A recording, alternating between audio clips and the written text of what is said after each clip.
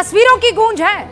और जो तस्वीरें अभी आपसे कुछ देर बाद में शेयर करने वाली हूं, ये दुनिया के उन बड़े देशों में हो रहे प्रदर्शन की तस्वीरें हैं जिन्हें बहुत पहले हो जाना चाहिए था। इसलिए हो जाना चाहिए था क्योंकि यहां हमारे नजदीक के ही देश बांग्लादेश में अल्पसंख्यकों पर हो रही हिंसा अब सारी की सारी मर्यादा को तोड़ती हुई दिखाई दे रही है।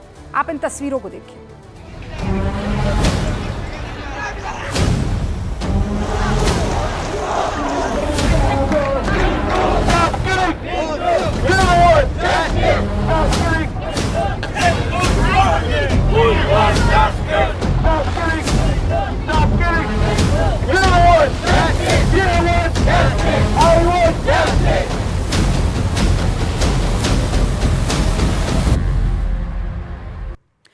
प्रदर्शन करने वाले लोग बांग्लादेश में अल्पसंख्यकों के खिलाफ हो रहे हमलों से नाराज है।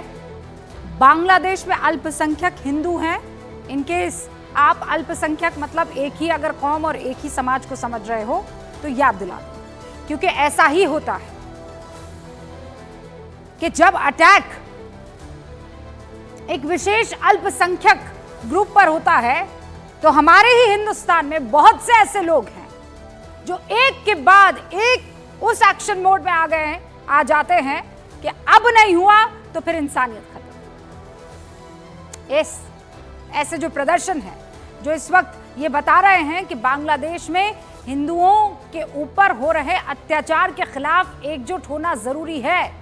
एक ऐसा ही प्रदर्शन बांग्लादेश की राजधानी ढाका में किया गया, जहां लाखों की संख्या में बांग्लादेश में रहने वाले अल्पसंख्यक यानी हिंदू, ईसाई, बौद्ध धर्म के लोग इकट्ठा हुए और अपनी सुरक्षा की मांग को लेकर नारेबाजी की। यह सब तब हुआ जब 5 अगस्त को शेख हसीना सरकार के तख्ता पलट के बाद हिंसा जो हुई उसमें हिंदुओं पर हिंसक हमलों की जानकारी पूरी दुनिया को लगने लगी। ये आप देख लीजिए, तख्ता पलट के बाद निशाने पर कैसे हिंदू आए। 200 से ज्यादा हमले हुए हैं और इन हमलों में कितने घायल, कितने मारे गए, इसका अभी तक कोई आंकड़ा ही नहीं जारी किया गया है। रेप और टारगेट किलिंग की इतने केसेस सामने आए हैं कि सिर्फ वीडियोस से हम पता लगा पा रहे हैं। मैं फिर कह रही हूं, कोई आधिकारिक आंकड़ा तो अभी आया ही नहीं है। 52 जिलों में हमले हुए हैं। 61 जिले बांग्लादेश में और 61 में से 52 जिलों में इस वक्त हमलों की खबर है। माफ कीजिएगा, 64 जिले और 64 में से 52 जिलों पर इस वक्त हिंदुओं के खिलाफ ऐसी घटनाएं हो रही है और ऐसी खबर आ रही है कि वो तस्वीरें बताने में भी हम चौंक रहे हैं। ये आंकड़ा बता रहा है 64 जिलों में से 52 जिलों में हिंदुओं पर हमला, यानी बांग्लादेश में अल्पसंख्यकों पर छिटपुट नहीं बल्कि टारगेटेड अटैक हुए हैं और हो रहे हैं। जब मैं आपसे बात कर रही हूं, बांग्लादेश में रह रहे 1 करोड़ 30 लाख से ज्यादा हिंदुओं को अवामी लीग यानी शेख हसीना का समर्थक माना जाता है।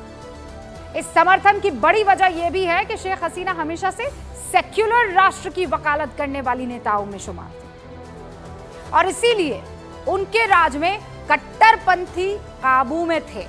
ऐसा नहीं है कि उस वक्त हिंदुओं पर हमले नहीं हुआ करते थे, लेकिन उस पर कानून शक्ति से कार्रवाई भी करता था।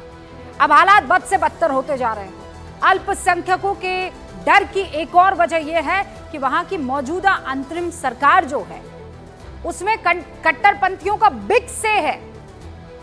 वो कट्टरपंथी नेता भी इसमें शामिल हैं जो बांग्लादेश को इस्लामिक देश बनाने की वकालत कर रहे हैं। अब बताइए, जब आपका सरदार या सरदार का जो ग्रुप है उनमें से कोई एक ऐसा हो जिसका अल्टीमेट एम ही ये हो कि जो भी नॉन मुस्लिम है और इस्लामिक राष्ट्र के आगे नहीं झुकने वाले हैं या उसके रूल्स एंड रेगुलेशंस के आगे नहीं झुकने वाले हैं, वो इसका हिस्सा नहीं हो सकते, तो बताइए फिर कौन गारंटी देगा। बांग्लादेश की अंतरिम सरकार में धार्मिक मामलों की जिम्मेदारी किसे मिली आप जानते हैं? चेहरे को देख लीजिए, अबुल खालिद हुसैन के खिलाफ जो इंटेलिजेंस इनपुट है उसके मुताबिक अबुल खालिद हुसैन बांग्लादेश में बढ़ रही कट्टरपंथी एजेंडा के नेता हैं। और संबंध कहां से जुड़ता है? हिफाजत-ए इस्लाम बांग्लादेश से। हिफाजत-ए इस्लाम बांग्लादेश का सबसे कट्टर और हिंसक संगठन कहा जाता है और अबुल फैयाद इस संगठन का उपाध्यक्ष है। यह तस्वीर आपके सामने। ये संगठन बांग्लादेश में शरिया कानून लागू करवाने और तालिबान की तरह शरिया स्थापित करने के लिए लगातार कार्यरत है, हिंसक आंदोलन भी करता है। इस संगठन का एक और एजेंडा है बंगालिस्तान यानी ग्रेटर बांग्लादेश की स्थापना। अब ये ग्रेटर बांग्लादेश क्या है जानते हैं आप? भारत के पश्चिम बंगाल, असम, बिहार और त्रिपुरा में मुस्लिम बहुल इलाके को शामिल करने की प्लानिंग है इस संगठन की। और इसी संगठन ने 2021 में पीएम मोदी के बांग्लादेश दौरे का विरोध भी किया था। जब इस तरह के नेताओं को बांग्लादेश में शीर्ष नेतृत्व में शामिल किया जाएगा तो वहां के अल्पसंख्यकों के मन में डर नहीं आएगा तो क्या आएगा बताइए। हालांकि बांग्लादेश की अंतरिम सरकार में गृह मामलों की जो सलाहकार है एम शखावत हुसैन, वो हिंदुओं पर हो रहे हमले के लिए माफी मांग रहे हैं और हिंदुओं की रक्षा करने की अपील भी कर रहे हैं। अच्छी बात है, ये होना भी चाहिए। सुनिए क्या कह रहे हैं।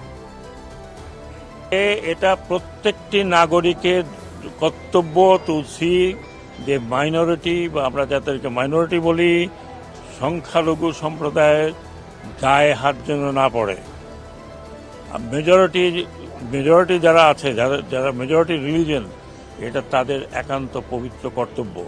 আপনারা যদি না করেন, এই মসজিদে গিয়ে সারাক্ষণ নামাজ পড়েন, এটার হিসাব আপনাকেও দিতে হবে যে আপনি কেন প্রোটেক্ট করতে পারলেন না যারা আপনার কাছে প্রোটেকশন চেয়েছে। এটা আমাদের ধর্মেই আছে যে আপনি প্রোটেক্ট করবেন বিং মেজরিটি। সেটা না করে যদি এটা করেন, এটা মৌলানা সাহেবদের জিজ্ঞেস করেন। আমি আশা করি আমার মাইনরিটি ভাইদের আমি মাফ চাই আপনাদের হাতে, মাফ। हाथ जोड़कर मोहम्मद सखावत हुसैन माफी मांग रहे हैं। हिंदुओं पर हो रहे हमले को लेकर उन्होंने हाथ जोड़कर मीडिया के सामने माफी मांगी। उनके दिल को ठेस पहुंची, ये सोचकर देखकर सुकून मिल रहा है कि वहां कुछ समझदार लोग हैं। लेकिन दुनिया की हर समस्या पर तुरंत ज्ञान देने वाले वैश्विक संगठन बांग्लादेश में हिंदुओं पर हो रहे अत्याचार पर क्यों खामोश है? ये सवाल है हमारा। हिंदुओं पर हो रहे हमले पर अभी तक ना तो यूएन की तरफ से किसी ने कुछ कहा है और ना ही यूरोपियन यूनियन की तरफ से इस मुद्दे पर कोई आया है बोलने के लिए। यूएनएचआरसी, जिसकी स्थापना ही मानव अधिकार की रक्षा के लिए हुई है, उसने भी बांग्लादेश के हिंदुओं के अधिकार पर कुछ ना बोला, जहमत नहीं उठाई। क्यों, क्या हो गया?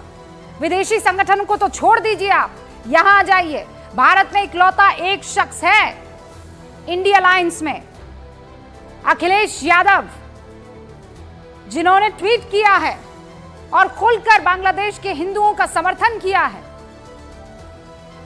अखिलेश यादव को छोड़कर कोई भी बड़ा विपक्षी नेता बांग्लादेश में हिंदुओं पर हो रहे अत्याचार पर कुछ बोला हो तो बता दीजिए हमको।